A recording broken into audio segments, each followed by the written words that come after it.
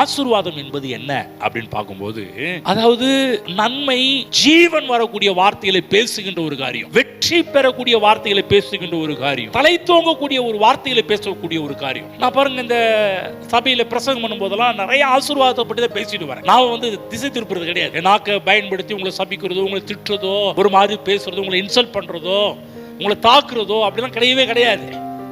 எனக்கு கிடையாது. அந்த நாள் அப்பயும் அப்படிதான், இப்பயும் அப்படிதான். ஒரு நாள் எலுமினி சபையில் ஏதாவது மனசில் வச்சுக்கிட்டு பழி வாங்குற ஒரு கேரக்டரோட மக்கள் அப்படி போட்டு தெரியல வறுத்து எடுத்துடலாம், அப்படியே சுத்தியில் வச்சு தட்டிடலாம். அந்த மாதிரிலாம் ஒரு நாள் வர்றது கிடையவே கிடையாது. அதுக்காக புல்பிட்டை பயன்படுத்துறதே கிடையாது. ஆசீர்வாதம் என்பது என்ன? நாம் பேசக்கூடிய நல்வார்த்தைகள். ஒன்றும் இல்லைங்க, நீங்கள் நல்லா இருங்க அப்படின்னு சொல்கிறதே ஒரு ஆசீர்வாதம் தான். நல்லா இருப்பா, போயிட்டு வாப்பா, வெற்றியாக திரும்பி வாப்பா. 4 வார்த்தை நல்லது சொன்னால் குறைஞ்சி போயிட மாட்டோம். நல்லா இருப்பீங்க. நீங்கள் எதை விதைக்கிறீங்களோ நம்ம அதை அறுப்போம்.